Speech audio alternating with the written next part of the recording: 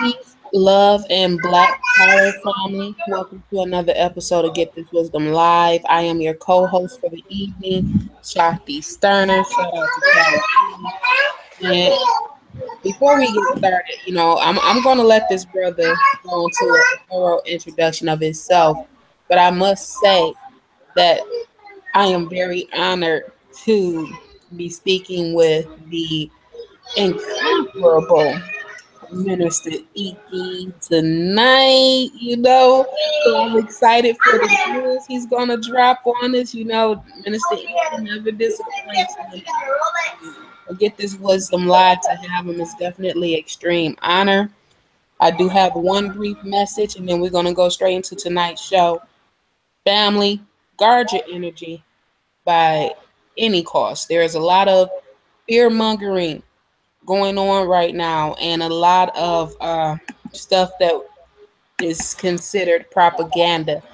Just guard your energy, guard your mental, and make sure you're taking in the right things. I had to address that really quickly because there's some stuff going on right now. My people are going crazy because you're not protecting your energy. So here we go. Well, I mean, let me, you know, put something on the table. What's going on? Well, when I look into this whole Dove campaign, I don't really feel negative about it because let's face it, we know what the establishments out here are created to do. They're created to make us look in certain ways that are other than our true selves, and I don't really get upset about those things anymore because it is what it is. But my people are running around losing it like they don't know that what the narrative of the story is that our enemy is using against us. So if you were already putting yourself in a position to move away from those unhealthy products and support the many people that are creating natural skincare products, you wouldn't even be surprised and fooled about what's going on with that. So that's just one of the things that I know is propaganda.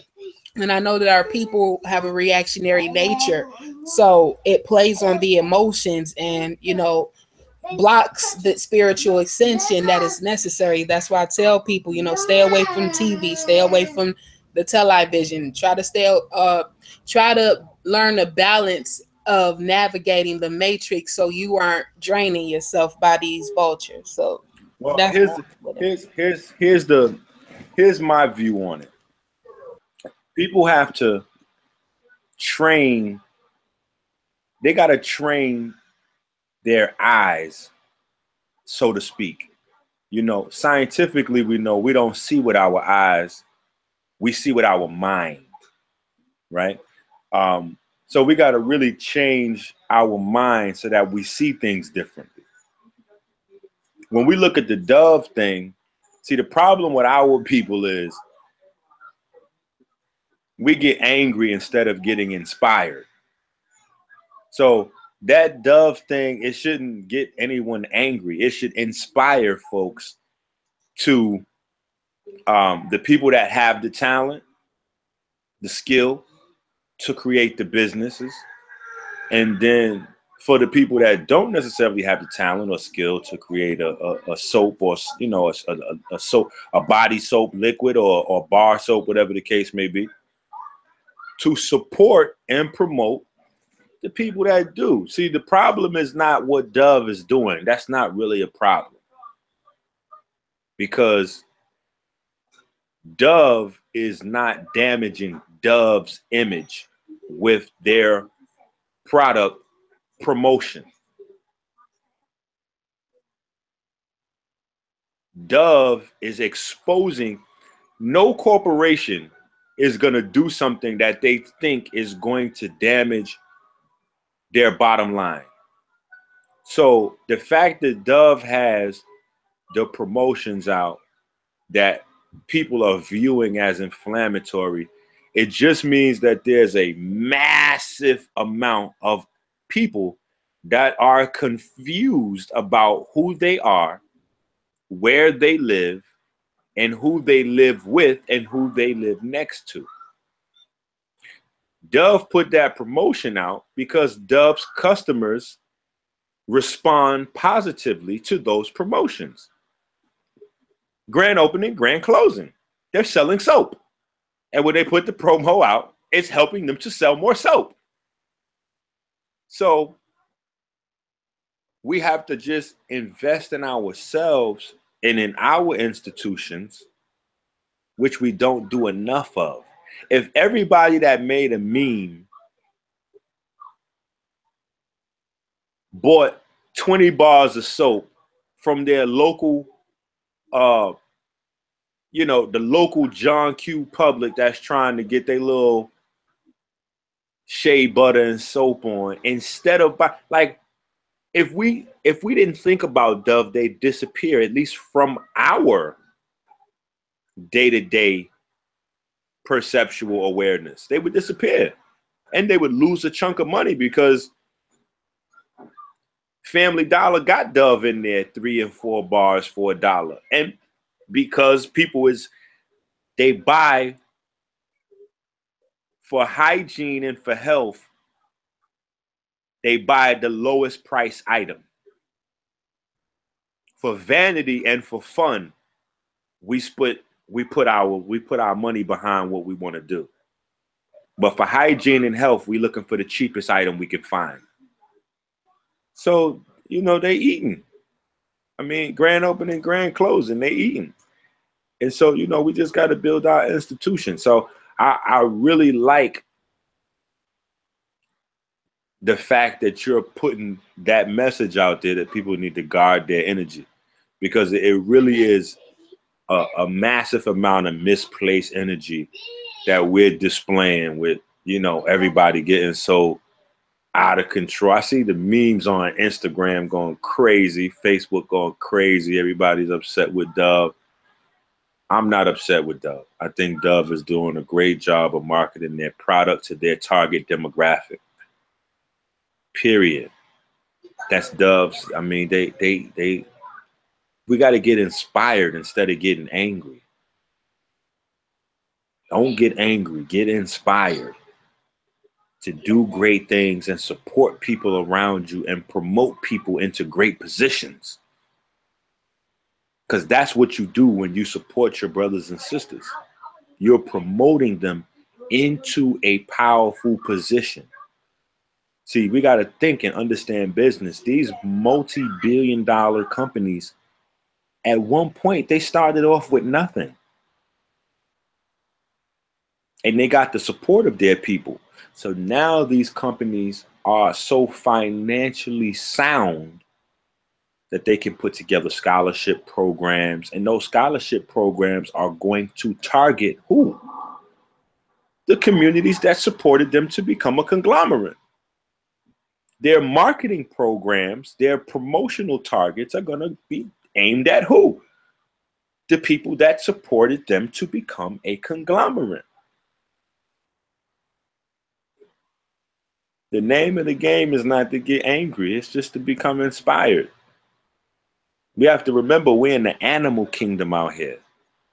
People get confused. We're in the animal kingdom. It's kill or be killed out here. That's the biggest problem that we have. We have this victim mentality and we think someone's coming to save us.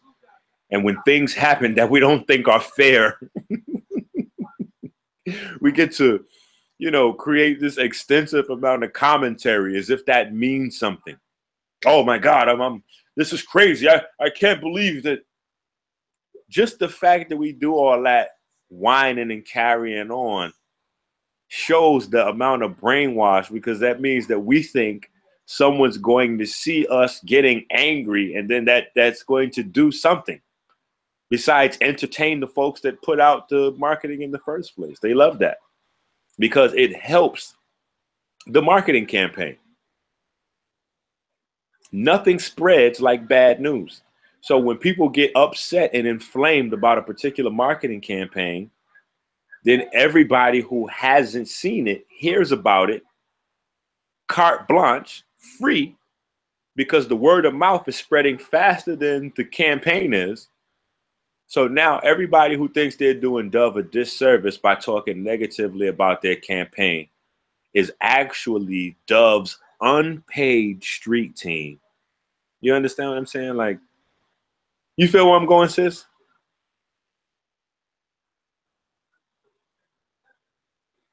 Myself, I had trouble getting my mic off. Most definitely. I just made a post on my Facebook page last night speaking to that of the excellent and genius marketing tool that Dove had just pulled off. You're saying everything that I just posted on Facebook. Yeah. When you come from a clearer mind and understanding the business world and things of that nature, all it was a business move, and people are doing what Dove wanted them to do. In the business world, all publicity is good publicity. They generated the energy that they wanted to generate to the brand, and there it is. I'm not mad at Dove at all. I think it was a genius move. Yep. And that's me coming from a business minded perspective, and that's where our people need to be. You know, in this world, we need to stop being so. I'm on this thing right now where I'm kind of upset that people are using consciousness as an excuse to live in poverty. Our ancestors, our ancestors wanted us to live in abundance. We have the knowledge, wisdom, and understanding to gain abundance within this physical realm, but we want to say, I want to be broke. You know, there's a lot of people in the conscious community pushing poverty, and it comes from well, first of all, there's a form of cognitive dissonance that's attached to it, because I hear it all the time. They say, you know, I'm sick of these brothers and sisters that's always trying to start a business and sell you something. And they'll go on for about an hour and a half about how they hate people that sell stuff. And then they'll say, donate to the link under this video.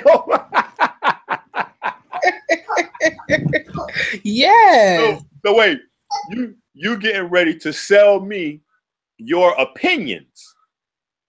You're not going to give me a product. So it's really like, and you know, the thing that's shameful is that a lot of people that consume this foolishness are not even intelligent enough to understand that they're actually being ripped off and preyed upon by these people. Because you have somebody saying these people that are offering products and services in exchange for your hard-earned cash are ripping you off. Instead, send it to me.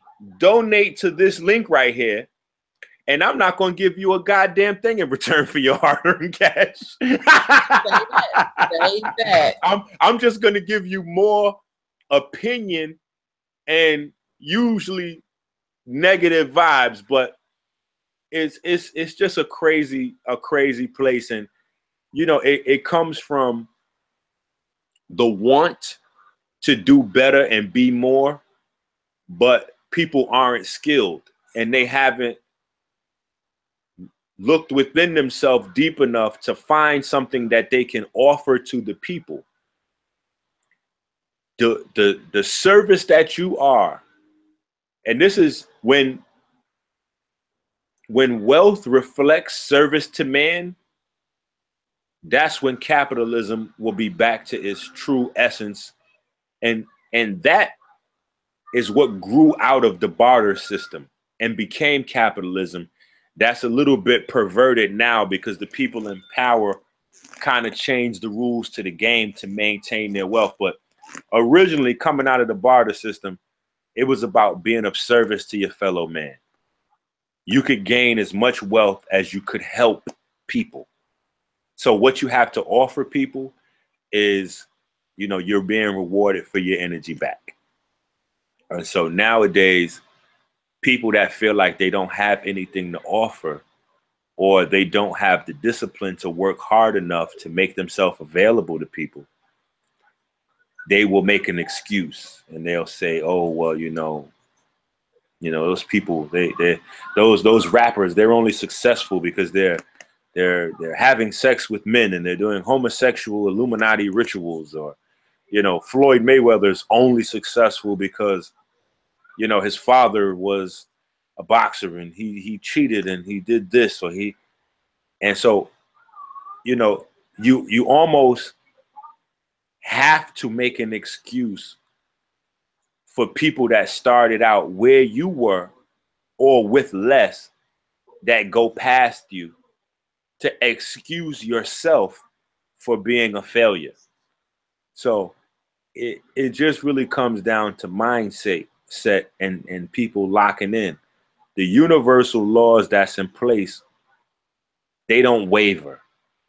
They don't waver. So the moment people begin to be of service to the people around them, the ancestors, the God, goddess, the universal spirit, creative conscious intelligence, Christ conscious, whatever, Allah, Buddha, whatever people ascribe to, it really represents universal principles and the universal laws of nature. It's about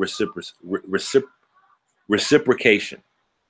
And so, if you make yourself of value to your sisters and brothers, you will receive in abundance. It really is that simple. And people have to get off their asses and start to do things, and not necessarily just randomly jump out there like, I got a business, I got an idea, and you doing the same shit 100 other people was doing. You really have to look at yourself. That's why I say you got to go within to see what it is that makes you special, that you can offer to people that they don't already have. That's what makes you have a value. And when you have that value, you share that with the people, you're going to get what you're supposed to get. And then you'll be able to focus in on that. And then a lot of shit will just be background noise. You know what I'm saying? Like, I hear about a lot of things, but I'm so hard at work taking care of my small family and then taking care of the family at large. Like, just now, I just came over a 3-hour radio show over in the UK. So I'm so entrenched in what it is that I'm doing. I could just listen to certain stuff for a hot few seconds while I take a break and then get back to work. You know what I'm saying? And that's how it's really supposed to be. People are they get wrapped up in everything because they're not driven by anything. They get wrapped up in everything because they're not driven by anything. And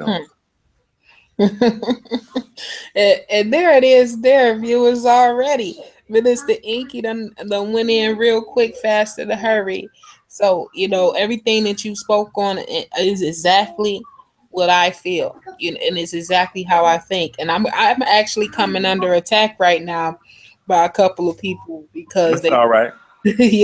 Capitalism, we live in a capitalistic society. So how is it that you're not even, practicing that of quote unquote capitalism in this society?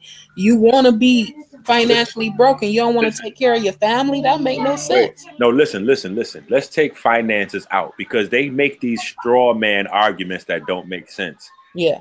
If there was no money and we went back to bartering, right? It would still be, that's what these people don't understand. They're just tired of being the losers. You see, it's like when you was in school, maybe, and you have somebody who, from whatever is going on at their household, they don't never have nice clothes or nice sneakers. So they just always hate. Man, them Jordans are stupid. Nobody want them dumbass Jordans. $150. You know what I could have bought with that? I could have bought me a dope pair of Air Force Ones. I could have got a new Xbox game. I could have got 2 pair of pants. That don't even make sense. That's dumb. The moment they get in position to get a pair of Jordans, they get a pair of Jordans.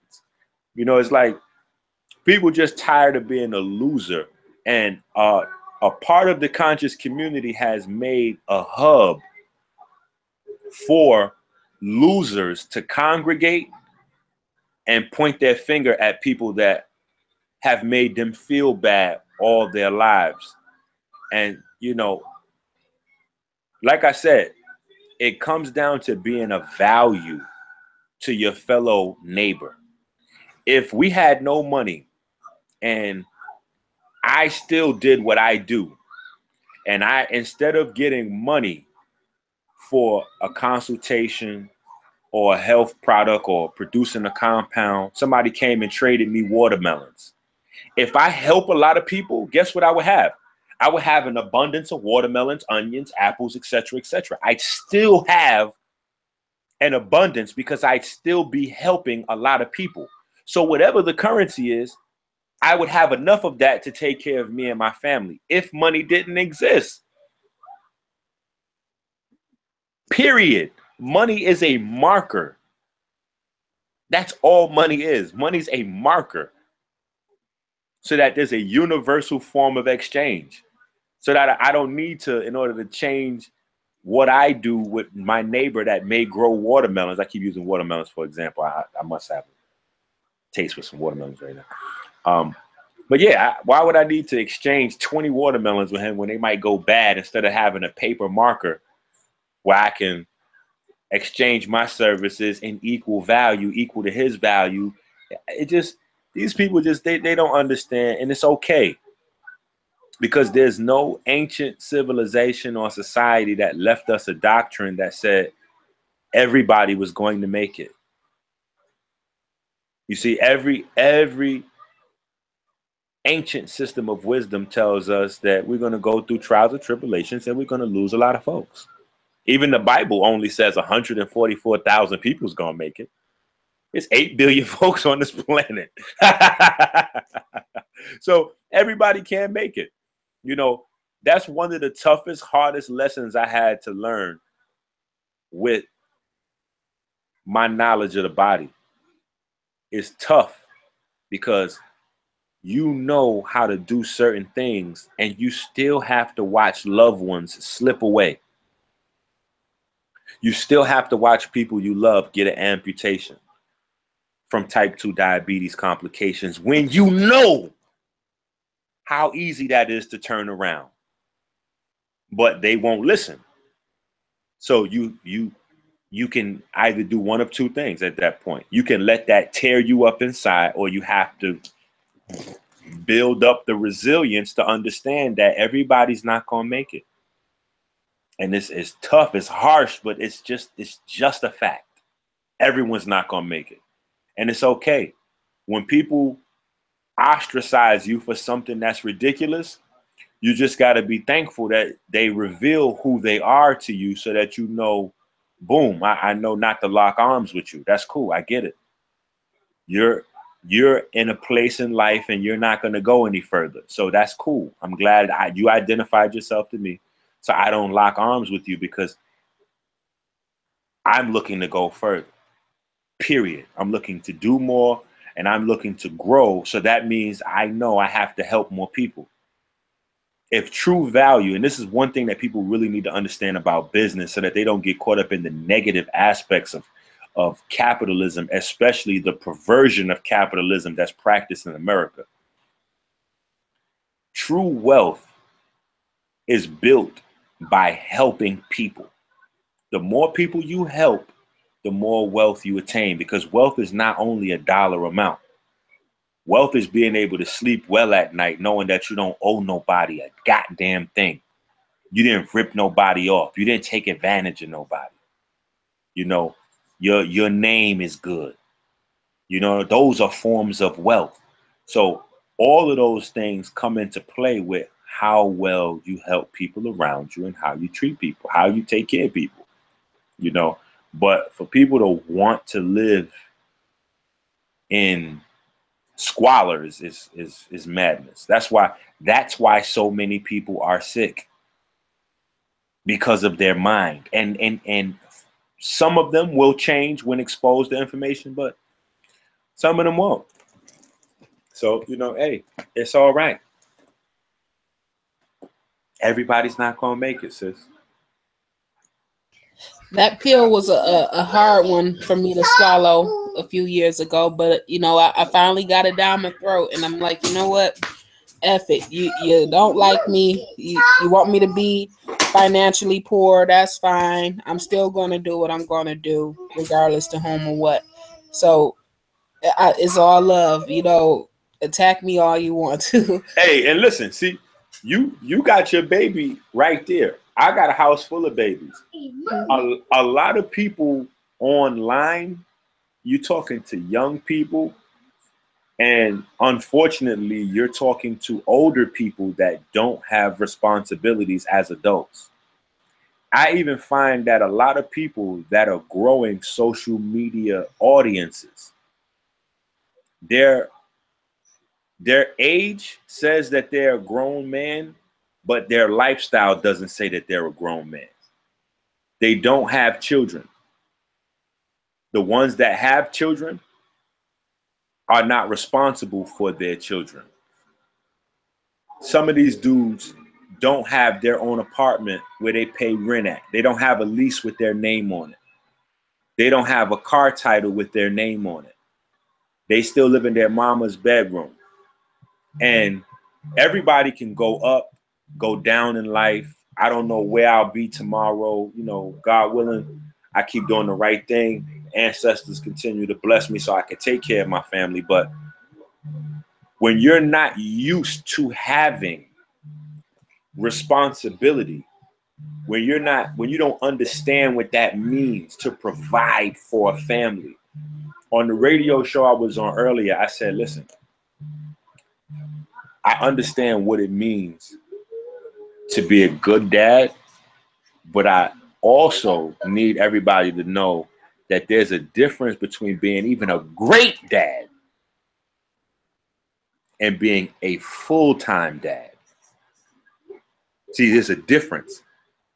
When the primary caretaker of the child is the mom, and you get to chase money all day, or chase women, or chase whatever it is that you do, and then you pop up with some money for diapers, you play with the children, you help them with their homework, and then you disappear again, you're a great dad.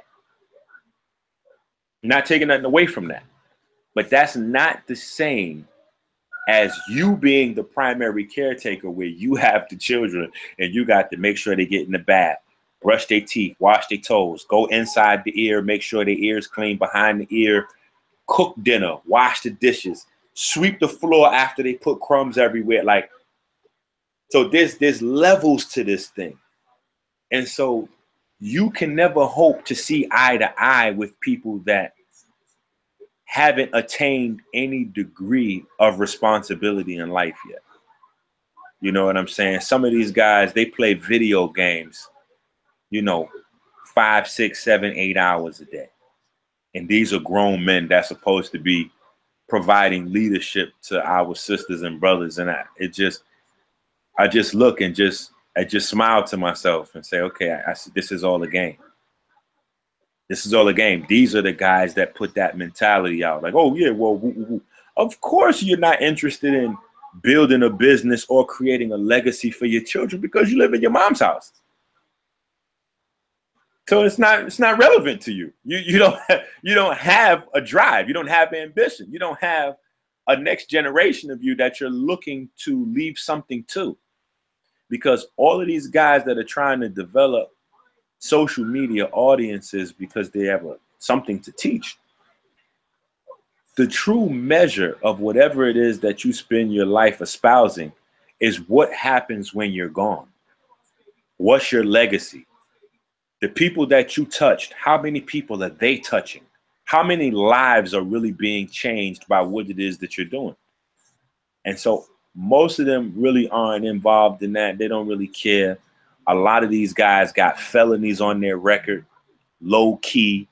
So they can't get anything past a low-level job, and they too scared to do anything illegal. So they online talking shit for a living. Donate to the link below. This is a labor of love for me. Before consciousness, before going into holistic healing full time, I was getting close to 80,000 a year at Verizon. I was okay.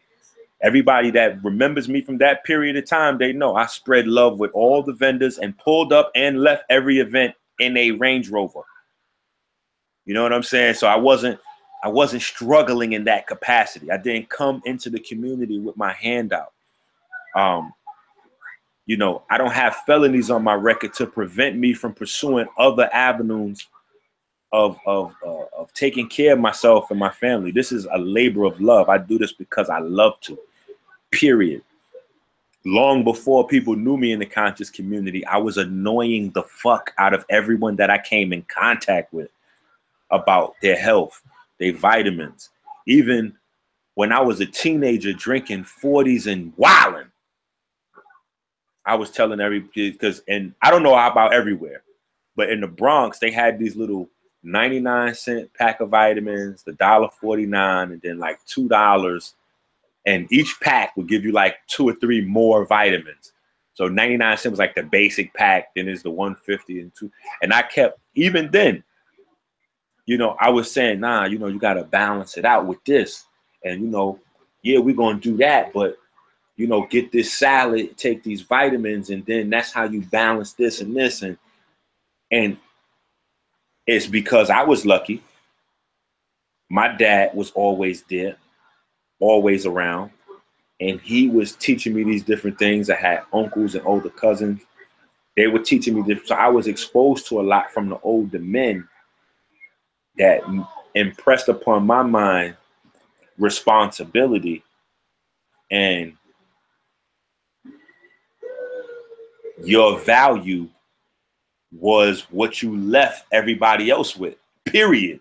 Even from a little boy, like, yo, people, you know, back in the days, they used to call it signifying. Like, yo, my moms used to tell me, like, yo, I don't want nobody out there signifying. I didn't even know what the fuck signifying was till I got older. But she was like, yo, you know, the way you act, the way you talk to people, the way you treat people is going to leave an impression, period. So, you know, make it good.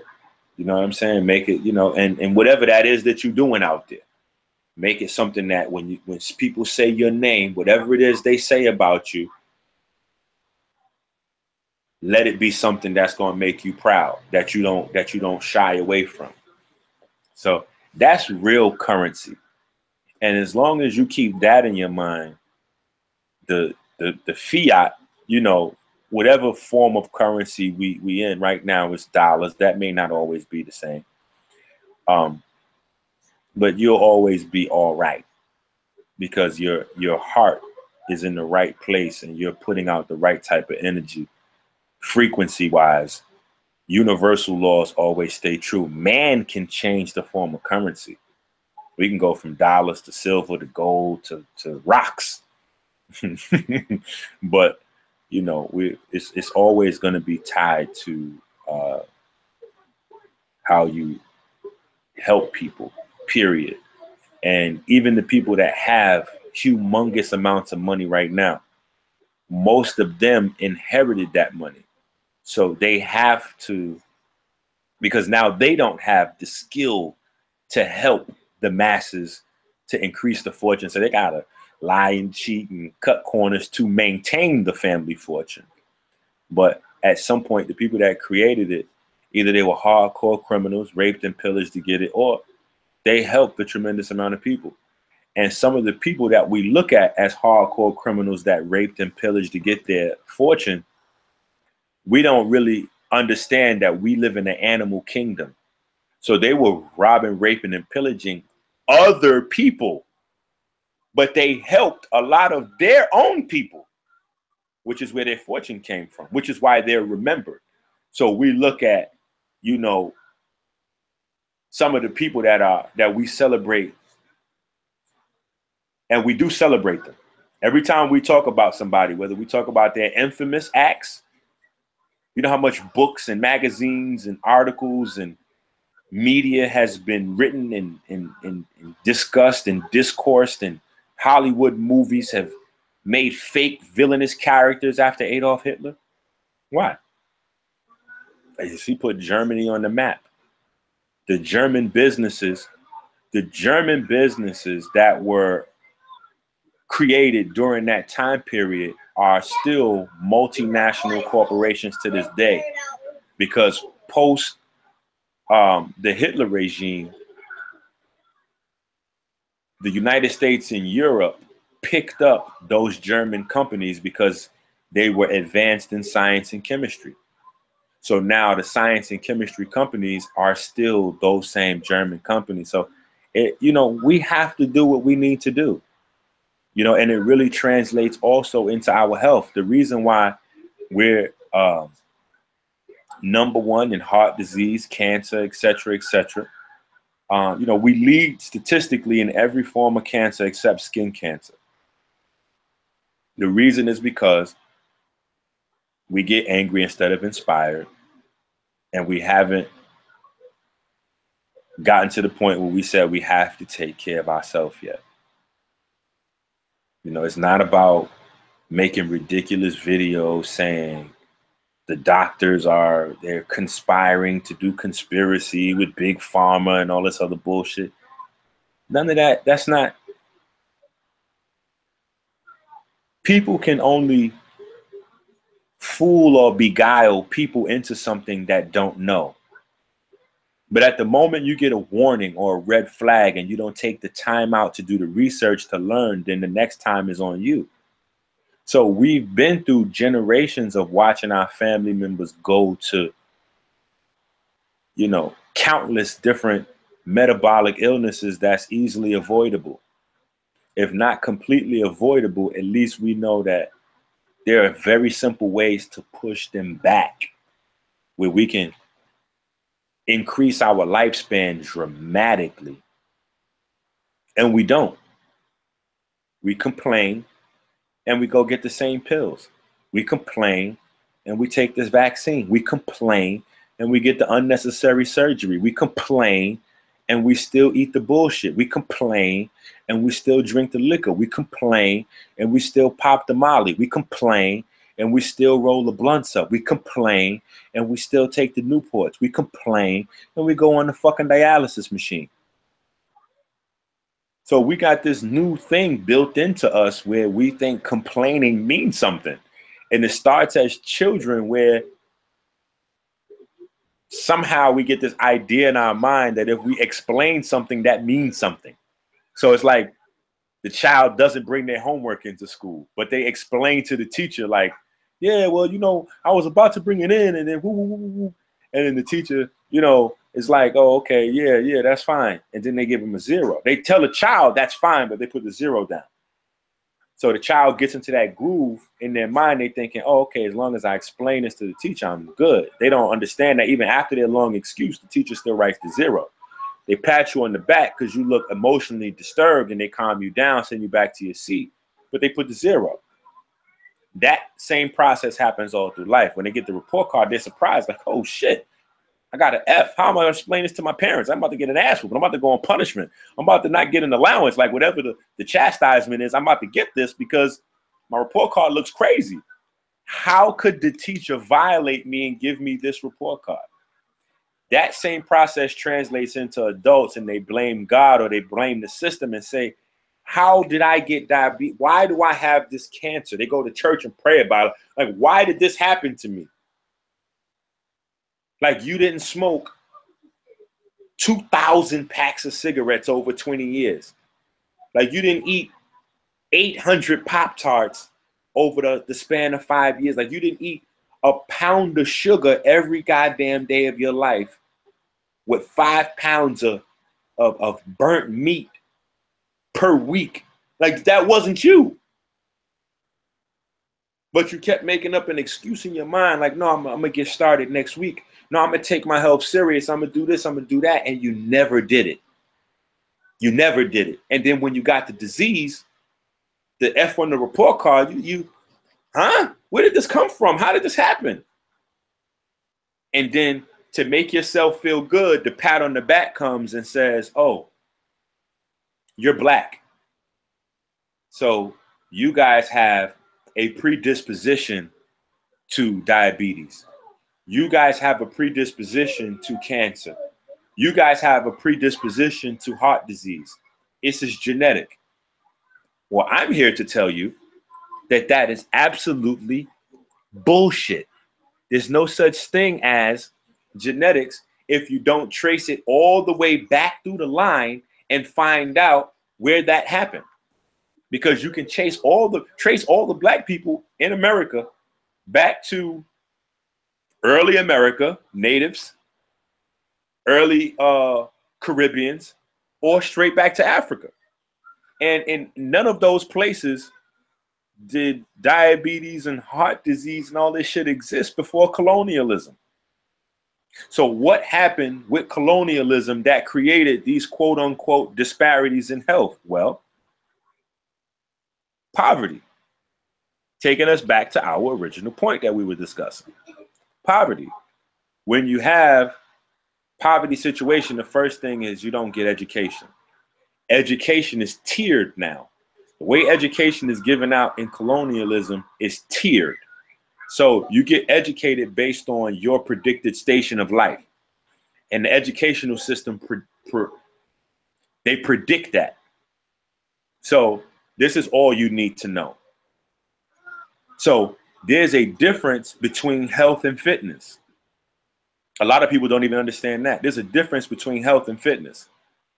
Fitness was what slave masters taught slaves to be fit so they would be strong to do work.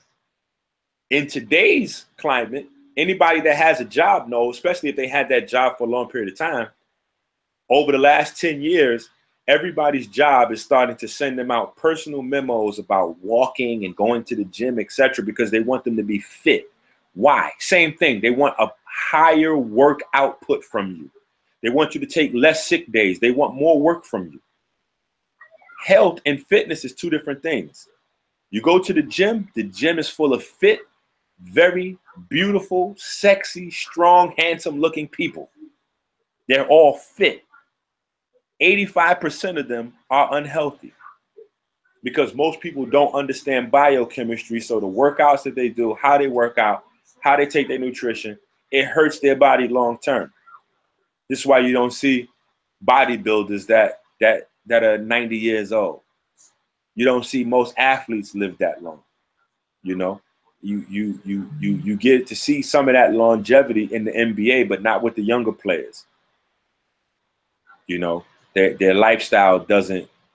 And so that's one of the reasons why they celebrate LeBron, because at least Bron makes an effort at being health conscious and teaching health consciousness to everybody around him. But it's an understanding. Health is about longevity. Health is about your internal organs. It doesn't have anything to do with a chiseled chest or a six-pack. It has nothing to do with that. It's about having a chiseled brain and strong mitochondria in your heart. It's about reaching 90, 100, 110 without having to shit through a bag or being attached to a machine or having dialysis twice a week. That's what health is, longevity. Fitness is just about being able to accomplish more work right now. So the two things are absolutely separate. And so because people in poverty had less education, the education was tiered. Only at the highest level of education did people learn how to take care of themselves. Did people learn the inner workings of the body? That's always been, make no mistake, learning how the inner workings of the body and the mind work. Learning the inner workings of the body and mind and how to connect and interface. That has always been, bar none, the most valuable thing on God's green earth, period. That education was always saved for the few, the select, the elite. So people in poverty, you don't need to know that. Yeah. Take what you can survive off. And we don't even need your lifespan to be that long, because with long lifespans comes, again, wealth building. So that those two go hand in hand, health and wealth. But people think health is fitness. So they're doing pull-ups, sliding off the side, and they got 20 packs. They don't even got 6 packs. They got 20 packs. Health is not even attached to that dynamic. And so because we were lacking the understanding of how the body works, and we were financially challenged. We didn't have any money. We had to take what we could to eat, which was the leftovers, whatever was the cheapest, whatever we could scrounge up. So everybody, the culture was a culture of malnutrition. Being a creative people that still had lingering greatness and a lingering connection with nature, we learned how to take certain plants and spices and turn garbage into cuisine. Taste-wise. There's no way to substitute nutrition, though. And so we created a culture of eating garbage. And we call this soul food, but it's nothing close to that. It's hell. It literally creates hell on earth. And there's a lot of biblical overtones sometimes when I speak, but our people need that because we understand those things. Even if we've broken away from those paradigms, we still understand that because everybody has that foundation there. You go to hell, you're supposed to spend your life in fire. The underlying base of the foundation of every metabolic illness is inflammation. Your body's inflamed from the inside out. Everybody inflamed is living in hell. You're burning. You don't understand it, though. So that's where the generational repetitious illness came from. And over time, it just became a thing. And people that understand the science of how the body works, they know this shit is so simple. You are what you eat, period. And so if I eat a certain way and my diet, lifestyle, and culture give me cancer, 9 out of 10 times, since my child is going to inherit my diet, lifestyle, and culture, it's going to give them cancer as well because they got my genes. So if they have my genes, diet, lifestyle, and culture, they're going to get what I got. It's just that simple. And so we're not doomed to anything based on our genetic code. I get a lot of women, they hit me up about breast cancer. You know, I got the BRCA1 gene, the BRCA2 gene. Only 25 to 35% of the women that get breast cancer have this gene. So this shit is fucking madness. What about the 65 to 70% of the women that have breast cancer that don't have BRCA1 gene or BRCA2 gene? How'd they get breast cancer? Because that's more important than you guys with the gene. How'd the larger group get breast cancer? Because the crazy shit is, for the rest of infinity, until we wake up from this brainwash, 70% of the women that have breast cancer don't have the BRCA1 or BRCA2 gene, but their children and their progeny forever on, they'll be told that they have a propensity to breast cancer because their aunt, uncle, or their aunt, mom, or grandmom had breast cancer. And so now they have a BRCA1 or BRCA2 gene. This shit is madness. No, this is about diet. This is about nutrition. This is about lifestyle. This is about the environment that our cells are exposed to, the internal environment that we create around ourselves. I was having a conversation earlier about, because I put a post up on my Instagram and everybody went crazy. And the post was a guy had his colon removed because it was like 30 pounds of feces in there. And he had a condition that he was born with where he was missing some muscles or some nerves in his colon. And so, you know, the feces piled up. And so, you know, people was like, oh my God, that's crazy. And so the conversation then was, yeah, well, sisters, black, white, yellow, you know, brown. This is about nutrition. We have to understand how simple the body works. It's very simple. Every single biochemical action and reaction that takes place under the guise of biochemistry in our bodies requires nutrition.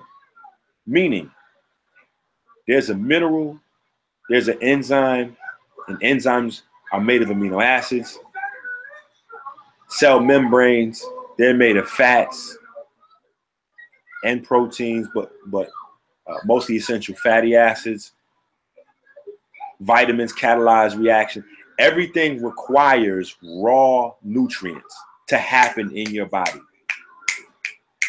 And so if the raw nutrients are not there, then the biochemistry can't take place.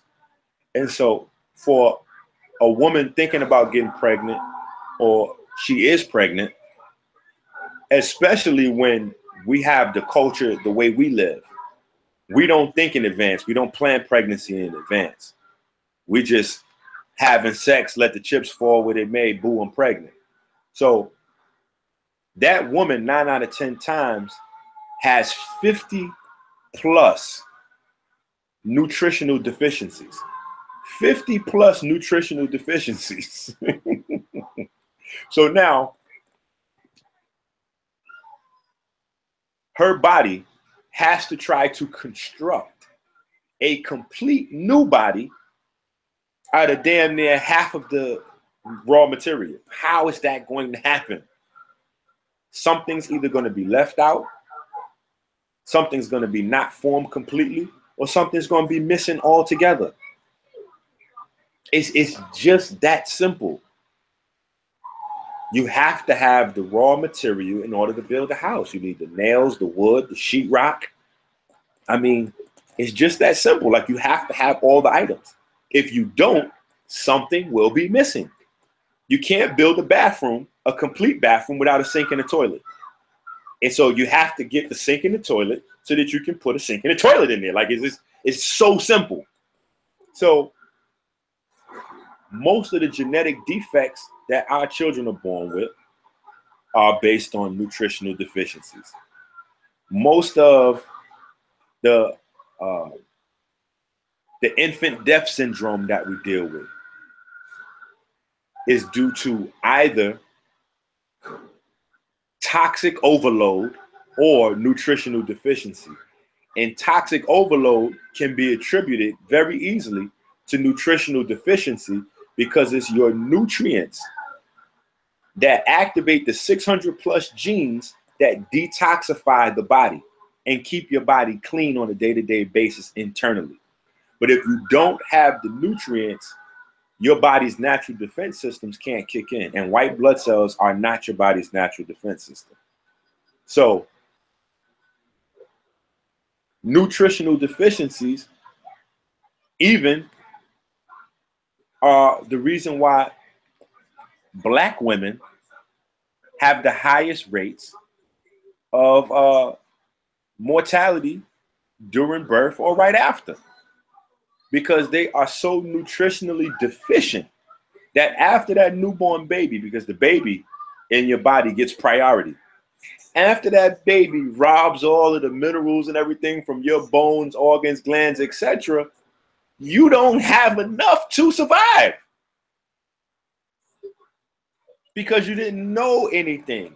And you took a prenatal pill that had tops 20 or 30 different pieces of nutrition, maybe 15 minerals, 12 vitamins. Like, you need 77 plus minerals minimum. That's minerals. You know, they saying you need 16 vitamins, 12 amino acids, but they've discovered more. They've discovered more amino acids, more proteins that are. And so now they're discovering that based on the nutrition, your body produces compounds and enzymes and proteins that were completely undocumented. They'd never seen these before. There's a whole host of selenoproteins and selenoenzymes based on the interface of selenium and various combinations of amino acids all of which have tumor, cancer, antioxidant functionality that were undocumented. All of these things have to be in place. I mean, and it's just as simple as making sure we're eating the right things.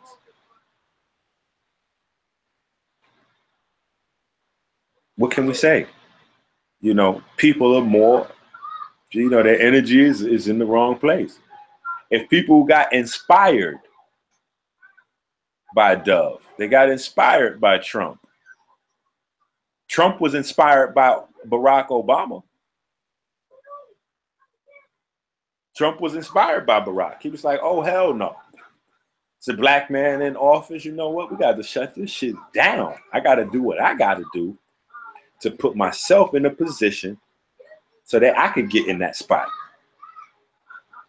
We got to look at Dove and say, hey, we got to put ourselves in a position till we could get in that spot. You know, we got to take what we're doing in the holistic community. Our people have to support it so that our little nickel and dime business can grow into a conglomerate. See, we cut our nose off to spite our face when we look at us and we see we struggling with the little business. Oh man, you know, EnQi sent me my you know, my herbs came in 6 days, but it should have came in 3. You know, when I order from Amazon, it come in 3 days. When I order from EnQi, it take like 6-7 days. You got to support your businesses when they small and deal with that so that they can grow into the example from the exception. We have to feed the exception till it becomes the example. And we have to do that when it comes to our health. We have to take that responsibility. We got to take charge. We have to learn this information. You know, I put information ahead of the products. So, you know, we have the Mama Atomics, you know, the Cell 2. You know, we got a bunch of products, but the thing I put the most emphasis on is the God Complex course, which is my class. It takes 3 to 6 months to go through the class. We're getting ready to launch the second part. And it's on the website, 40dayfruitfast.com. But that's where freedom comes in. When people don't have to depend on the doctors, you know, Dr. Oz, Dr. Wallach, Dr. Sabi, Dr. Africa, Minister EnQi. Well, you don't have to depend on anybody, but you have the knowledge. You know how the body works. You know the relationship between your body and the earth. Right? That's what that means. That is what that means. Understanding the relationship between your body and the earth. That's what understanding minerals, vitamins, amino acids, and essential fatty acids are. Those are all things that come out of either the earth directly, or they come out of things that come out of the earth. And so that's how you get them into you, the amalgamation of the earth. And you have to have them daily. So you have to understand your relationship with the earth. That's that peace. That's that covenant. That's the bond between you and this planet. So you have to understand how your biochemistry works. You have to understand that every single action in your body that takes place requires nutrition. I'll give you an example. If every single action in your body that takes place requires nutrition, right? That means in order for me to process sugar, glucose, in order for my body to be able to utilize insulin, there's a specific set of nutrients that I have to have in my body every day so that my body can do those things. Because every single thing that happens in my body has a set of nutrition, a set of minerals, vitamins, amino acids, etc., that allows for that to happen. And if those things are not in place, then the action can't happen. So there's a thing called the glucose tolerance factor. What is the glucose tolerance factor, Minister EnQi? Well, that's what allows your body to tolerate glucose and insulin. And so that glucose tolerance factor is made out of chromium with cofactors like vanadium, B vitamins, glutathione. Glutathione is the #1 antioxidant in the body. Well, there's a conversation between glutathione being the #1 antioxidant and vitamin C. And the funniest thing is that selenium is what recycles both glutathione and vitamin C. So without the selenium, none of them even have the even, you know, so, but you're going to argue the point. But glutathione, but if you don't have the two mineral catalysts, which are at the center of the function, glucose metabolism, chromium is at the center of that function. Insulin metabolism, vanadium is at the center of that function. If you don't have those minerals, your body's unable to tolerate glucose and insulin. So people that are having trouble with sugar and insulin, they have to get in chromium and vanadium and the nutrition to allow their body to, if not, you're going to be glucose and insulin heavy because your body won't be able to metabolize it. So what is a symptom that you might be chromium or vanadium deficient? Excessively thirsty. Wait a minute. That's the same symptom of type 2 diabetes. Oh, I see, says the blind man. Wait a minute. Blindness is a side effect of type 2 diabetes. So wait a minute. We can reduce blindness and people losing their eyesight if we get rid of type 2 diabetes.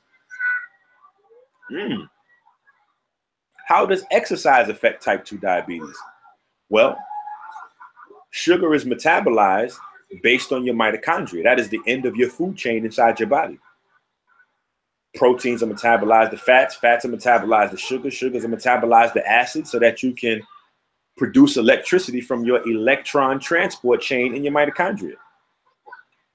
Every time you exercise and you build muscle, you're actually creating more mitochondria. The more mitochondria you have, the easier it is for your body to metabolize larger amounts of glucose because you have, quote unquote, more mouths to feed.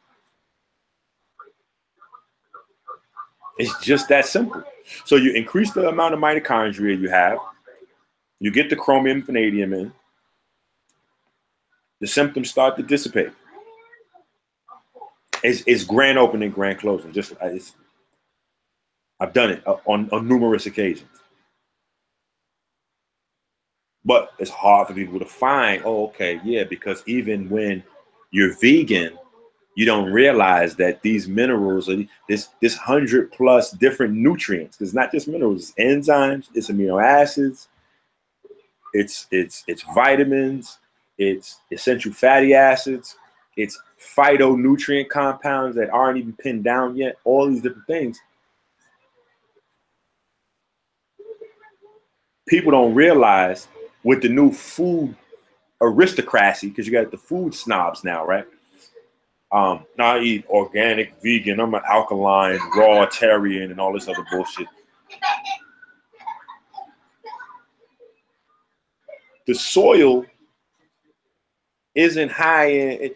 The farmers today, they use 3 to 9 minerals in the soil. So that means that the plants can only concentrate 3 to 9 minerals in the plants. So if your body needs, and it's just one example, I'm just using minerals because they're the catalyst for every function. If your body needs 77 minerals on a daily basis, but your organic kale only has 5, that means you're still mineral deficient. The signs and symptoms of your deficiency is not going to pop up as fast as your neighbor that's still eating frankfurters and pork and drinking Pepsi, because you don't have the same free radical chemical intake as they do. But you're both equally minerally deficient. I won't even say equally, because the free radicals is sucking up whatever little nutrition, they get a lot faster than you are, but you're still mineral deficient. So a lot of people poke their chest out like, yeah, I'm eating organic now, like that's the new jewelry. Organic eating is the new big chain in the club. Like, yeah, ma, you know what I'm saying? I'm on that vegan move. I'm eating organic and Whole Foods and all. I'm up in Whole Foods and all that. I'm just watching this shit like, yo, this is crazy. We just foolish, and we've become proud of our ignorance. And it's really a shame that social media, which is such a beautiful tool. So social media gets a bad rap sometimes. And sometimes I give social media a bad rap, but it's a beautiful tool. The social media allows us to reach so many people so fast. I could turn them on. Like just before this show, I was on a show in a couple hundred houses, in the UK, just like that. Bam, turn on my computer. I'm in London. You know what I'm saying? So it's a tool. It's what we do with the tool that matters. We can go on Google and we can research, did Nicki Minaj's butt shots really pop? Did Dove, whoop, all this bullshit? Or, we can become masters of whatever our craft is, whatever our given blessing was that we came into this world to share. We can hone that craft and spend our time practicing that. There's always going to be distractions. You gotta stay focused. This guy who was probably a Christian, white guy, shot damn near 600 people in Las Vegas. What does the government do? They say, hey, black folks are on the terrorist watch list. Oh my goodness. And so you can get caught up in that madness, or you can just say, I'm gonna just stay focused on my grind, because those things are going to constantly go on, and I'm not in a position where I can affect change. So many people talk so much shit about Jay-Z being Illuminati and all kinds of weirdo shit.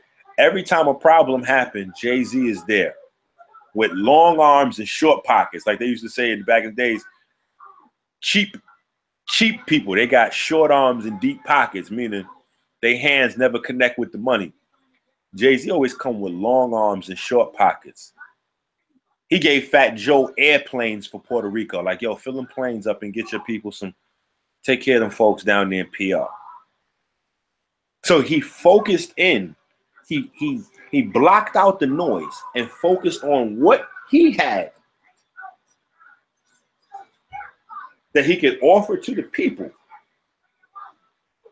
regardless of what everybody else thought about his gift, and use that gift to get him into a position that now he can press a button and change a life. People that are really in trouble, he can help real time. You go through social media and YouTube world, there's so many motherfuckers with good ideas and they have the same conversation. Well, if I had the money that Floyd Mayweather got, if I had the money Jay-Z got. Stop coming up with all the reckless plans. Stop wasting your time hating. And why don't you put all your energy into yourself? And one day you might have a fraction of the money them guys got, and then you can. But we don't realize what's happening in front of our eyes. It's like something's blocking us.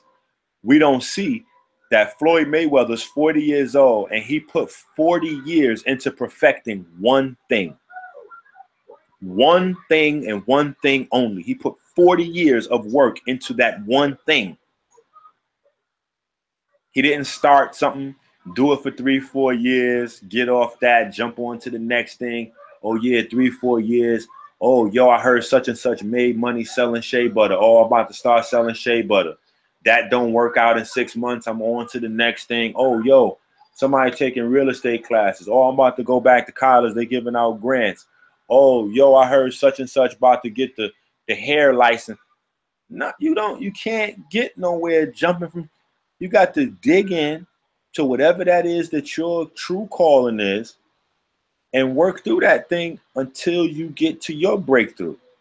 You know, and then you're in a position to affect change and really do some things. So, you know, that was part of the conversation I was having, and then, you know, breastfeeding. A lot of sisters don't understand how the body works in terms of breastfeeding.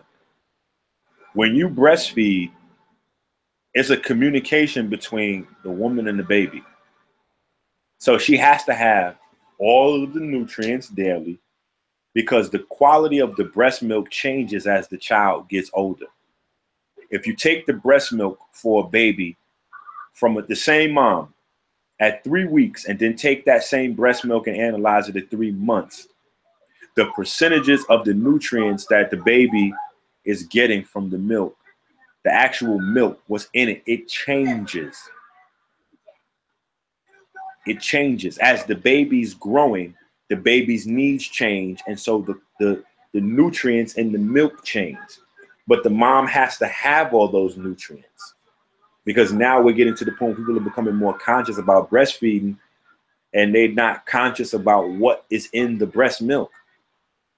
Yeah, you breastfeed, but you eat Chinese food 2-3 times a day. So you're giving your baby liquid Chinese food. Like there's nothing in your breast. You know, it's empty.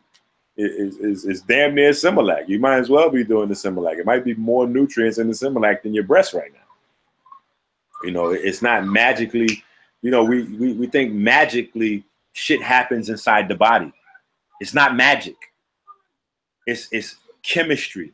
It's something changing into something else, but nothing's magically appearing. Like a baby doesn't magically appear inside of our body, inside of a woman's body. It doesn't magically appear. The baby's body parts grow from the raw nutrition that the mother takes in. The breast milk comes from the raw nutrition. Our daily sustenance comes from our daily nutrition. So, you know, this is the key that we got to really, you know. So, sis, you know, I'll go in on a tangent forever, but I'm sure you might have had some questions you wanted to ask or get in. So, it's all peace. I'm over here with my notebook, like, yep. So I thank you for that.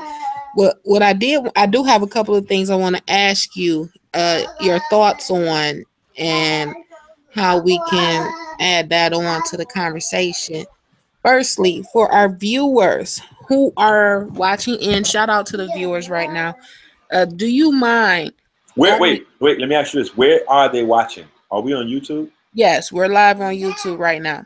What's the channel? Get This Wisdom Magazine. Got you. Okay, I'm sorry. Go ahead. What's your question, sis? That's okay. For the viewers that are watching, do you mind going over the history of your works and breaking down the significance of the meaning of the name EnQi? I understand it, but a lot of people don't. So do you mind dropping those jewels on the family for us? Sure. To be honest, the name EnQi came way before my sojourn as a healer. You know, it actually came from me being like, what was the term at the time? Disagreeable. So a lot of the people from my neighborhood, they were into the 5%. They started with the Nation of Islam, then as that grew into the 5%, they got into that. Then as that kind of phased out, they got into Dr. York's materials. And so me just being kind of, you know, like a loose cannon back then, they just called me EnQi all the time. And EnQi is supposed to be the disagreeable God, the God that goes against the rest of the gods. in favor, oddly enough, it's crazy, but in favor of taking care of people. He always argues to take care of people and to keep people alive, etc., etc. At the time, it annoyed the hell out of me, but eventually it became such a big part of me that you know, I just embraced it wholeheartedly. And you know, as far as my work, it was not something planned. My daughter, well, my daughters, it was three of them walking home from school. A nurse went to sleep in her car. She jumped the curb and ran over the three of them. Two of them, well, Tony, she was like barely, she just had scrapes and emotional trauma. But one of my older daughters, she had, you know, some trauma to her knee, and then Amber suffered the brunt of it. And so she had her pelvis smashed, her left leg crushed, her neck was broken, her spine was broken in 2 or 3 places. So the doctor said she would never walk again. And you know, it was at that time that, you know, I went into my kitchen. I had already been, you know, doing some stuff in my own spare time, but without an option. They didn't give us an option. You know, it's like she's never going to walk again. At best, in 3-4 years, with a lot of rehab and maybe some you know, some I forget what the word is, but like, you know, some fake body parts that they insert into the body. Maybe we'll get her with limited mobility. So I didn't accept that. I went into my kitchen and I said, okay, well, she's going to need blood cells. And, okay, this works for that. And this is for the bone. And this is for inflammation. And this is nerve cells. And boo, boo, boo. And I just put together the most beastie, robust compound that I could put together, and took that to the ICU and started dripping it into her mouth. And the accident was August 28th, you know, and from never walking again, I had her back running around in school with her friends that February, that March. And so that miracle right there created the buzz, which eventually led to this. You know, the people around me, including the doctors at the children's hospital, they was on me like, yo, what did you do? What was in that stuff you kept giving her? And I remember they took me down to Dr. Lee's office. Like it was like I was under interrogation. It was crazy because they saw what I was doing. They didn't know what I was giving her, but they saw me giving her something. And I was like wilding inside the hospital because I wouldn't let them give her the hospital food. And I was basically, she was just having green smoothies only, except for the time that I give her my herbs, which I would mix in a little tiny bit of Hawaiian Punch. That was her favorite soda. So I would, because it tasted like ass. So I would put the herbs in that so the taste wouldn't be so bad. And she'll stomach it, drink it down. Other than that, green smoothie, green smoothie, green smoothie, green smoothie, green smoothie, nothing else but that. All liquid diet, you know. And at first they was arguing with me a lot, but I was going toe to toe, like, yo, I don't give a fuck what y'all saying. Who authority is what? That's my child. And because they'll threaten you in the hospital and say, well, if you don't allow her to eat this, then you have to get you to sign this saying you accept liability if this happens or if this doesn't happen or whatever the case may be. So I was like, yeah, I'm comfortable with that. Bring me the paperwork. I need to speak to your director, your who, what. She's not eating. And so eventually, as they taking the blood work and they see how fast her body is healing, and they was like, seriously, we never seen this before. They brought me down to the room, and it was like interrogation. They asking me all these questions, and I had to explain to them why I wouldn't let her eat the food. And you know, it was like, you know, when you produce, you know, acid residues and whoop, whoop, whoop, and the body has to secrete more bicarbonates and pull calcium and phosphorus from the bone to neutralize the acid. So they asking me all these questions And at the end of these questions, I'll never forget the look on Dr. Lee's face. I swear I would take that to my grave. He looked totally like, I don't even have a vocabulary word to describe the look on his face. Like he was flabbergasted. Like he was blown away. He couldn't believe all of the information. And he got like, it's like him sitting at his head table, and then it's more doctors sitting on each side, and everybody got little pads, they scribbling notes from what I'm saying. And you know, I'm in there thugged out and shit. I got my jeans on, you know, I'm who I am, you know what I'm saying? So at the end of this long conversation, you're like, yo, so what medical school you went to learn all this shit? And I'm like, yo, what do you mean medical school? I sell phones at Verizon. And he's like, yeah, I know that, but like, what school did you go to learn all this stuff? I was like, I didn't. This is home study. This is my hobby. Like, and so that I kind of anticipated the looks on their faces when I said my hobby, because that's always been all my life. This has been my hobby, and everybody has always looked at me like a maniac. Like, yo, whose hobby is reading science books? Like, whose hobby is reading textbooks? Like, who the fuck does that? That's just, but that's always been my hobby. So, and this has always been my subject of choice. So, you know, it's you know, it just is what it is. But you know, I'll never forget the looks on their faces with me and they explain. I schooled the hell out of them in there.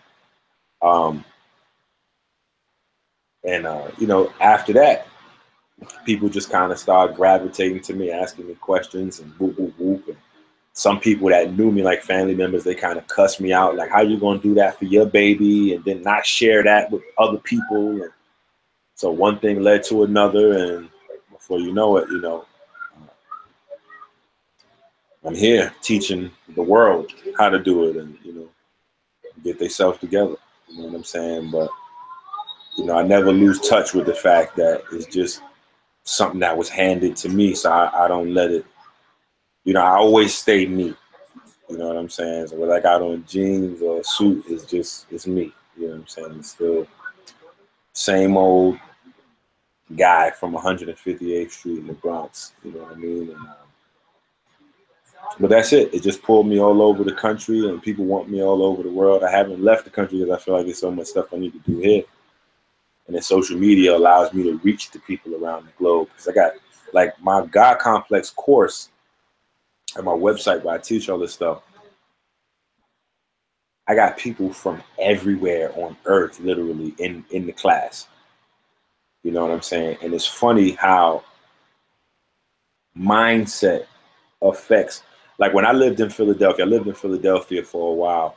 Hawk from Black and Nobel allowed me to work out of the Black and Nobel to really try to, you know, get my bearings and build up and introduce me to people.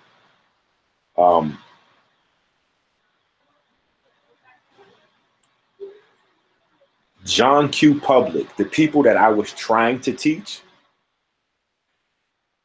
they was like, they rather see like debate shit or argue shit or that kind of information. But people was literally coming from medical school in scrubs, I kid you not, to buy all my books, to listen to the classes. Eventually, they start taking me back to their school. And I'll never forget, I used to go to, I forgot the name of the college out there in Philly now. But I used to go out there and teach the teaching staff. I used to teach the teachers. Like, that's one of the highlights. Like, you look back on your whatever it is that you contribute to the world, and you have certain things that you hold. And I was like, yeah, I'm teaching the teachers in college. Like, this is amazing. But it's, you know, and so that kind of, because early on I was one of those conspiracy theorists, like, yeah, the doctors are out to kill us. Listen, they're out to kill us. But then I learned through interactions like that they don't know. You know, MDs, they're MDs. They go to medical school, so they study medicine. You understand? They don't study diet. Dietitians study diet. Nutritionists study nutrition. So when you go to a doctor, an MD, expecting to get dietitian or nutrition advice, you're in the wrong. You're uneducated. You don't know where to go. You don't even know where to go to get help. because all an MD can offer you is medication, or if he's a surgeon, he can offer you surgery, or he can refer you to somebody else. But if he only knows those options, he's limited to what he knows.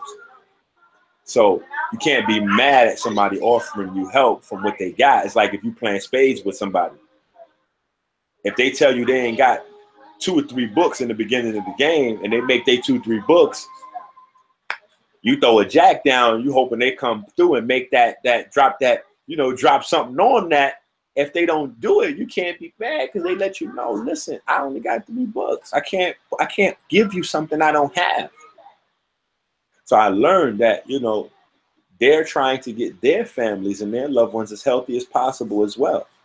And so, it really is just incumbent upon us all to seek out, getting as much understanding as we can on how the body works and how we can take care of ourselves, et cetera, et cetera. It really is just, as simple as understanding, okay, how does my metabolism work? Oh, okay, well, my metabolism surrounds my mitochondria. Everything is based on feeding the mitochondria. What helps the mitochondria run? Like, what's the overall thing that links my body's entire mitochondrial metabolism together? The thyroid. So how does the thyroid run? Okay, biochemistry. What are the nutrients that feed the thyroid? Iodine, tyrosine, copper, zinc, selenium, and as cofactors, but those are the main 3: iodine, copper, tyrosine. Okay, so if I don't have iodine, copper, and tyrosine in my diet every day, then it's impossible for my thyroid to do anything but shrink and calcify. So if my thyroid's not functioning properly, then the things that my thyroid does is not getting done. So my metabolism's not running efficiently because my thyroid's not regulating it. And my body is not able to alkaline itself no matter how much fucking organic kale I eat, because it's my thyroid that allows my body to absorb and utilize calcium to buffer acids. So these are the key little, you understand what I'm saying? So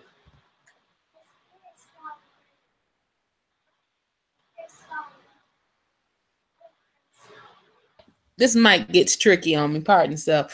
Most definitely. Okay. All right. So we've been speaking upon a plethora of things, and I want to just drop a quick tidbit. Minister EnQi spoke to that earlier, of certain corporations being in a position to give out scholarships, and I just wanted to briefly mention that Get This Wisdom magazine is offering a $500 scholarship to one high school senior. You have to write an essay, at least 600 words, but please go for more, on why you love being Black. All the deadline for all submissions is April 1st, and we'll be selecting the recipient of that scholarship June 1st. I had to drop that tidbit in there before I forgot. Also, Get This Wisdom magazine is getting ready to go public. I mean, not public, but physical hard copy editions this November. We have a great media kit available for everybody. So if you're serious about growing your brand, get with us for the media kit so you can check out those advertising packages. We got you. Okay. So, Minister EnQi, lately our dear brother. Wait a minute. Yes, I would love to have an article featured in the first magazine. We already did. We've been in publication for a year, Minister EnQi. Well, I'm talking about the first physical one. Oh, well, we got you. Hell yeah. We got you. We can make that happen, no doubt. I'll get some questions over to you, and we can get that solidified and ASAP. But in order for Get This Wisdom magazine to do everything that we need to do, we need our family to jump on in with that support, with the ad packages and everything, and the scholarships. We got a lot of things lined up, and we need our people. So I had to drop that in there real quick before I forgot it. And building off of that part, there is a lot of speculation going on around our brother, our dear brother Polite. I see that you were just out there relaxing with the king not too long ago. Can you share? Oh my goodness. Do it. Okay, go ahead. Let's go. Do you mind sharing your thoughts on what's going on with our brother and why are the people just all up in his business? Well, you know, oh man, that's a messy question. You would have to ask me something more specific. Okay. Why is it that people, and this ties into how we opened up the conversation, why is it that people feel like they should be able to control what Polite does with his finances? You know, people are really just coming down on the king so hard, but he's providing the service to the people and they're reciprocating with the transference of energy in the form of paper money. So it is what it is. What are your thoughts on that? Well, I think a lot of people are supportive of what he does. I think a lot of people are supportive.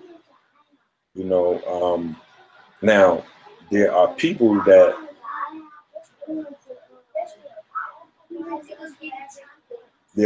that have that he has incomplete business with, and those people are airing their grievances in terms of the incomplete business. But when you're winning, the people want to see you lose. So those are the two sides to the argument. You have a lot of people that don't have any business dealings with Polite at all. So they don't know whether he's a straight businessman or a crooked businessman. They just want to see somebody on top come down. Then you have a lot of people out there with legitimate grievances because their business is incomplete. And so, you have that going on as well. But as far as me out there, Polite, me and Polite have never done business like that. You know what I'm saying? Now, we did a few things. He still kind of owed me some bread too. But me and Polite have never done business like that. It's always been personal. Polite is my friend. I knew Polite before anybody in the conscious community knew Polite. And I liked his vision early on for where he was trying to take himself and his family. And so we kind of had a lot of that in common. So Polite is my friend. We don't do business. When he does whatever the hell he does, I don't get a piece of that. If I go visit Polite, I have to pay for my plane tickets and pay for, like it's my homeboy. It's not like, we mobsters and I do business and he gets a cut, or he does business and I get a cut. So, I kind of stay tucked in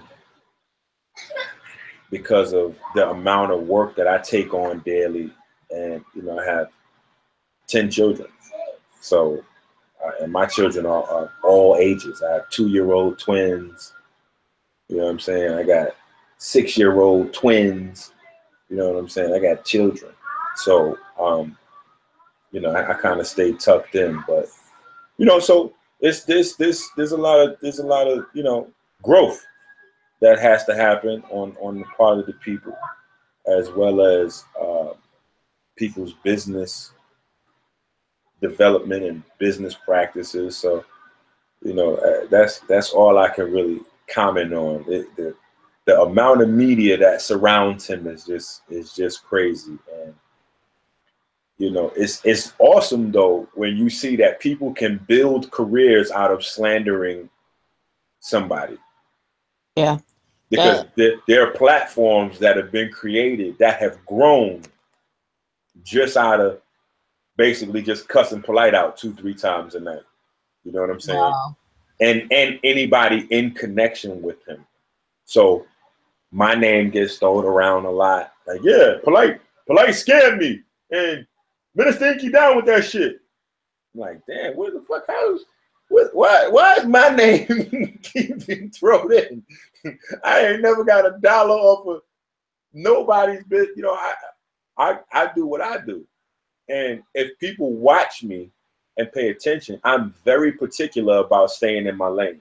Like you, I'm somebody that you'll never hear of doing health classes on Monday, real estate on Tuesday, family lectures on Wednesday, you know, nation building on Thursday. I don't do none of that shit. I have a small particular skill set that I can offer my sisters and brothers, and that's what I'm doing Monday through Sunday. If I'm not doing that, I'm raising my family. That is it. I don't get involved in the crazy shit. I've never been one of those guys to, you know, donate to the link right here. You know what I'm saying? Like, I did that when you know, we got left high and dry with the school. You know what I'm saying? Marcus Klein said he was going to create an extension to his thing he was doing in Chicago out here in Detroit with us. And then the day before the school was supposed to open, he never showed up with the furniture, the books, or any money. He even collected donations for the school that he kept and used for his school out there in Chicago. So having 30 families with children waiting at the front door, you know, I went in my pocket and bought furniture and books, et cetera, for the children. And then went online to the family and was like, hey, send us some donations. I probably got like $500 worth of donations for, you know, like a $16,000, $17,000 philanthropic investment that I, you know, just pulled out of what the people that support me, you know what I'm saying? Not donations, people buying products and services. You know, it's just what we did. Put my money where my mouth is. And I continue to do that. You know, that's what I believe in. You know what I'm saying? You don't need to, you know, everything doesn't have to be on Front Street. You know what I'm saying? But we did it. We ran the school for a year. The landlord of the building, you know, some shady shit going on with him. He didn't want to really let us do what we need to do to the building to take it to the next level. So we kind of dissolved it. We're looking for a new building, but yeah, and I don't hold any, you know, ill feelings towards Marcus Klein. He was opening another school at the same time, bit off a little bit more than he could handle at the same time with opening a high school in Chicago and trying to do something in Detroit. And because his center of operations was based in Chicago, he just, you know, put all his time. But in that entity, and he had some private stuff going on, like we all do. So, you know, I just had to hold the fort down because I was in position to. And this is why it's important for our people to really invest in us so that, you know, you put people in position. And when you put people in position, you know, you judge them by what they do once they're in position to help. That's the way, you know, we really have to look at folks because, you know, in poverty, people eat crazy, they live crazy, people crazy. So when you support people and you put them in position, you see what they are and you judge them based off of that. You know, I don't, you know, people see me sometimes with Gucci, and I've always been that guy to have nice things. I like nice things. But when what I consider, like, I've always had a Jay-Z perspective on life. You know what I'm saying? It's like when Jay-Z said that line, you holding money to your ear, is a disconnect. We don't call that money over here. I always had that upbringing from my dad. Like that to me wasn't the way to shine. You know what I'm saying? I'd rather stand in front of a business or a school or a new partnership or a new online service and say, look what I did right there, as opposed to, you know, putting on a new chain or a new material item, because to me that service to others shines harder than service to yourself. And so, you know, but we live in a materialistic world. So I don't, you know, everybody's got to do their own thing. When you work hard to get yours, you do what you want to do with it. You know, and then you know, people have the right to judge you accordingly. So, but yeah, you know, so it's not that deep.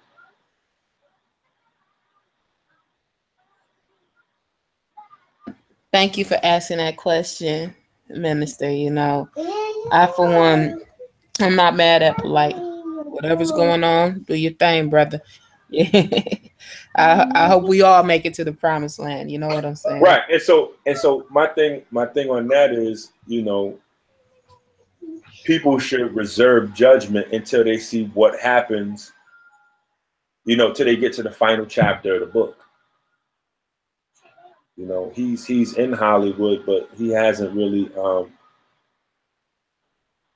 he hasn't solidified himself there yet. So if he does get a movie or a TV show or a record deal or whatever it is that he's trying to accomplish out there, then we get to see what happens with, what did you do? Did you go to Hollywood and did you break a few eggs to make an omelet? Or, did you go to Hollywood and get lost? So if he goes to Hollywood and reaches back and creates some different things for the community, then, people may have a different outlook on it. Right now, in the middle of the book, there's some unfinished business that he has with people. They have grievances, and he's not in position yet to maybe execute. So once he gets in position to execute, then we get to see what happens. That's always the thing. You know what I'm saying? When you come out of poverty, you do what you got to do to get out of poverty, and then it's like, okay, now what? Let's see what you do with whatever it is that you attained.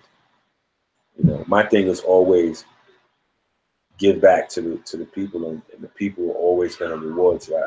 Wealth to me is service. Wealth to me is children, and you can't have children and not be a service to your people, because when you're gone, your children will live in the shadow of your name. So your name will be, or I should say, they will live under your name, and your name can be a shadow or it can be shade for them. You know what I'm saying? So if you do what you're supposed to do, your name will be shade for them when it's hot. Your name will comfort them and take care of them while you're not here. If they don't do the right thing, then you see your children will probably live their life trying to separate themselves from your name. So, as of right now, he's still on the grind, and it's people doing all kinds of crazy stuff. So I don't hold malice towards him for going to Hollywood to try to position himself to be able to do more. When you're growing, if anybody has had fish, your fish, after they grow a certain size, they got to be moved to a bigger tank. So waiting to see what happens. Most definitely, I agree with you on that one. And I do have one final question for you. I know you've done 3 hours over there in the UK, and you've given us a nice amount of your time tonight. And I don't want to keep you away from handling your business too much longer. Soon as that show ended, I had to go in the kitchen, cook dinner real quick, boop, boop, boop, get the babies washed up, bap, bap, bap, bap, bap, tuck the boys in the bed, put the girls down, and whoop, whoop, whoop, whoop, whoop, and then get ready. So, it's just a matter of, juggling. Indeed, I definitely understand. So, that's my baby talking. We have the Black Power Awards coming up this November down in Atlanta.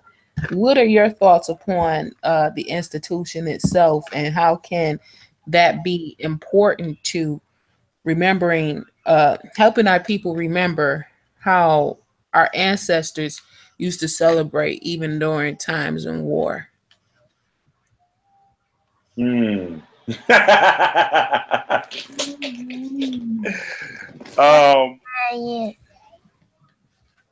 I can't really comment on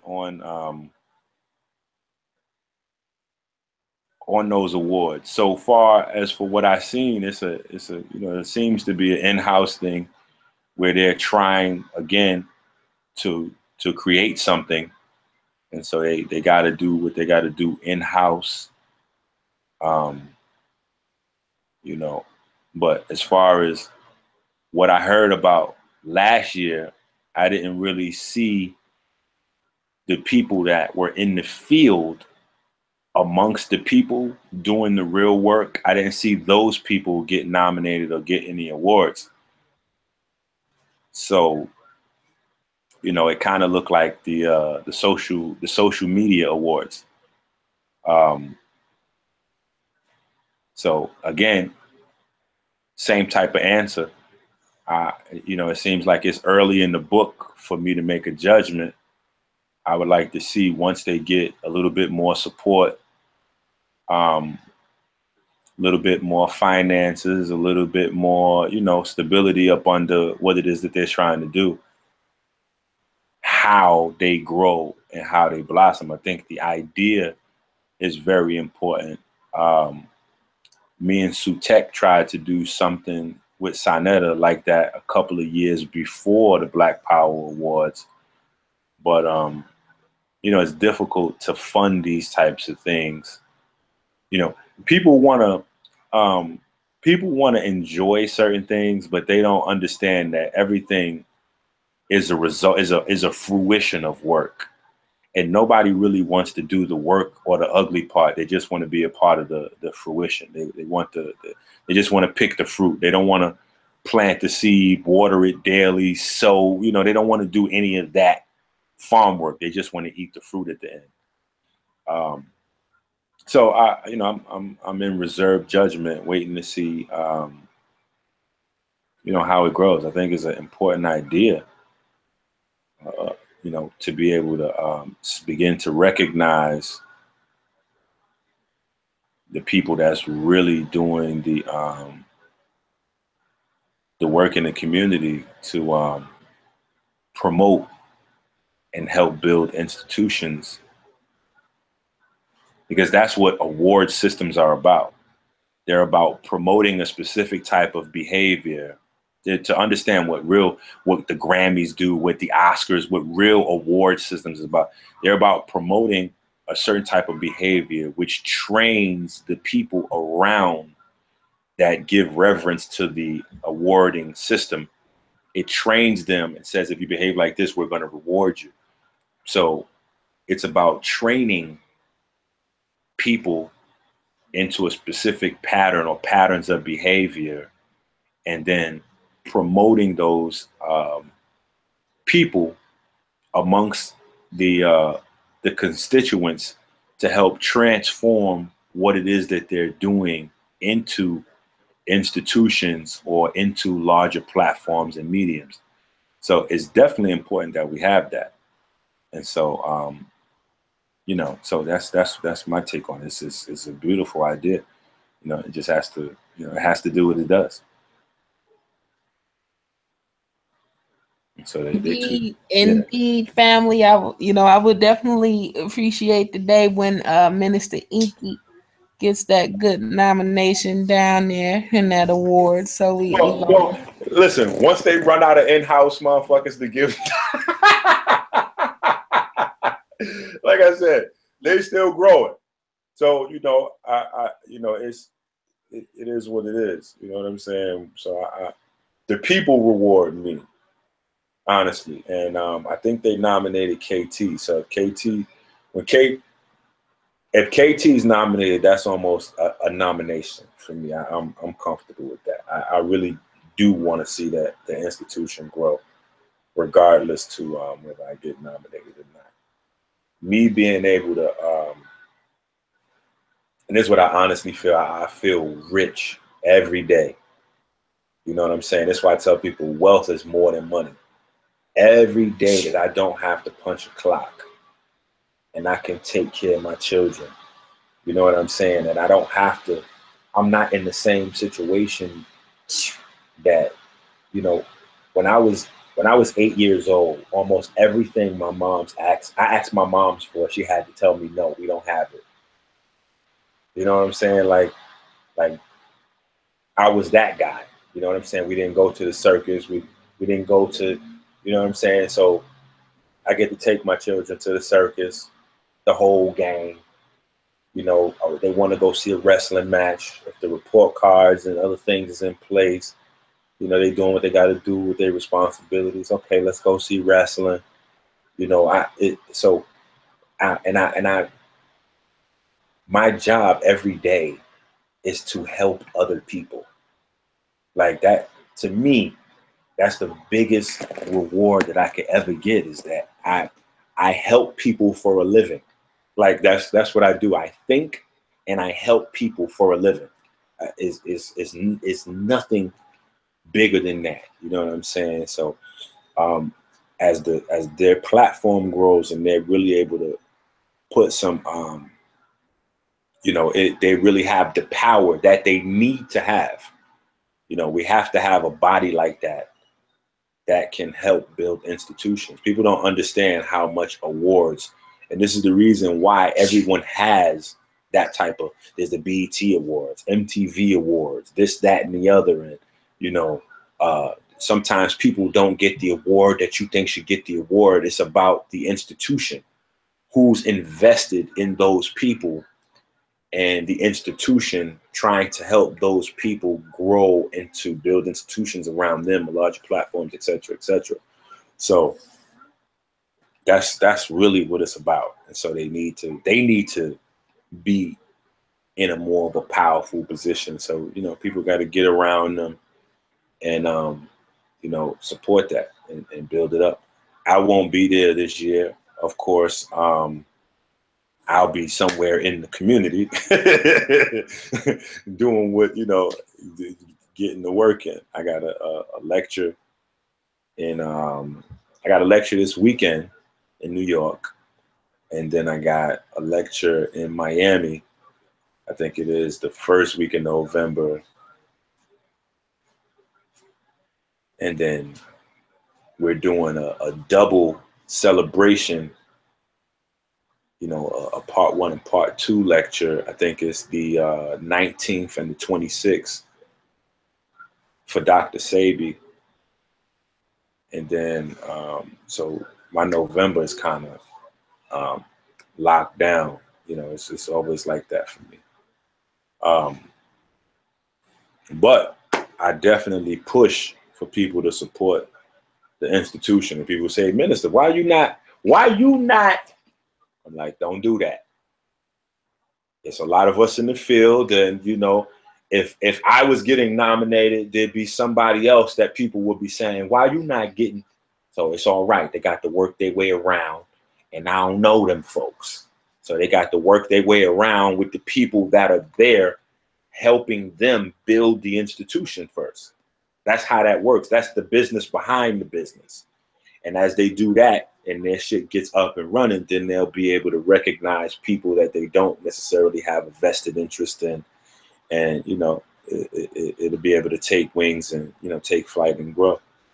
But we promoted the hell out of it last year. Me and KT, we put up a bunch of videos. We promoted the hell out of it. People asked me about it this year. I promoted the hell out of it. So it's something that needs to grow. We have to feed the institutions. You know, and an award system is an institution that creates institutions. If people get a chance to watch the Russell Simmons, what the fuck, Def Jam comedy special that just came out, you know, it's amazing to see how with that comedy platform, and I'm just using this example so people can get a better idea of why they need to support the Conscious Award. If you watch that Def Jam comedy special, you'll see how many millionaires they were able to make by having that platform and endorsing the comedians that came through there. Kevin Hart, Dave Chappelle, Steve Harvey, like all of these guys, Mike Epps, like all of these guys came through that venue and got that stamp of approval, and that was what allowed them to grow. I mean, you couldn't get there without having some traction on your own already, doing whatever it is that you was doing, but that platform allowed you to go to the next level. You know what I'm saying? And so we have to feed those entities. Very good diplomatic answer, Minister. I love it. You always come from that space of righteousness and integrity, and that's what we need. You know, I definitely appreciate and value all the things you have done for our people in the community. As I said before, my daughter's first lecture when she was 4 years old was with Minister EnQi. So, Hey. you know, so we owe a great deal of gratitude for the time and dedication you do into your work, so we can have that part of you to help guide us into a different realm of being spiritually aware and health conscious, and applying that alchemy into our physical bodies and our spiritual bodies and our minds. So I definitely want to thank you for that. And also thank you for coming on to build with little old me tonight. Ain't no such thing. Indeed. So you spoke briefly to the lectures you have coming up. Do you mind telling the family in which ways they can support you? What? Man, let me tell you, I'm the worst at doing business. I never, I don't remember the flyers, the promos. Like, I don't remember none of that stuff. I tell people, just somebody else handle it and I'll show up and do what I do. Like, set it up, I'll show up and do my part. But no, I'll be in Miami. So if anybody's in Miami, I'll be down there. I think the event is going to be like on November 5th. But go to my, the events are not even there either. My Instagram is the best place to keep. If you want the products, 40dayfruitfast.com. If you want to join the classes, the online classes, the God Complex course, 40dayfruitfast.com. But if you want to actually catch up with me day to day, maybe come to a lecture or class live, Instagram at Minister EnQi Wusia is the best place to find out what's going on with me, because that's really the place I'm at. I'm not on Twitter or Facebook that much. I'm really more so on Instagram. So people usually catch me right there. Don't DM me and all that kind of shit. You know, hit me right on a post. You know what I'm saying? Like, I don't need all the weirdo, you know, that my DM is too full. You know what I'm saying? People get mad with me. They're like, well, you said find you on Instagram and I left you a DM and you ain't get back to me. I'm like, why you put a DM on? Like, why you put it way over there? Like, put it right there. Like, post it right on a post. Bam. Yo, Minister, what's up? I'm trying to get with you. Bam. Then I can, you know what I'm saying? People get too weird with the social media stuff. It's like too much. People have too much free time. So they have free time to check Facebook Messenger, Facebook inbox, Instagram posts, Instagram DM, cell phone text message, WhatsApp message. What's the other Snapchat? I'm like, yo, how many ways do you need to get in touch with somebody? You know what I'm saying? So I'm on IG, Minister EnQi Wusia. MinisterEnQiWsir. And that's pretty much where you could definitely catch me at all the time. You know what I'm saying? You can catch me. In fact, the UK radio show, it's on one of my recent posts. It was like, yo, Minister EnQi, when are you going to do the radio show, man? We've been trying to catch you all these different ways. I was like, yo, let's do it on this day. Like, it's right on the post. We did it. You know what I mean? So I'm not into that kind of fake Hollywood star kind of vibe. Like, people get caught because they got a bunch of followers on social media and think like you special. Like, no, nigga, just keep it 100.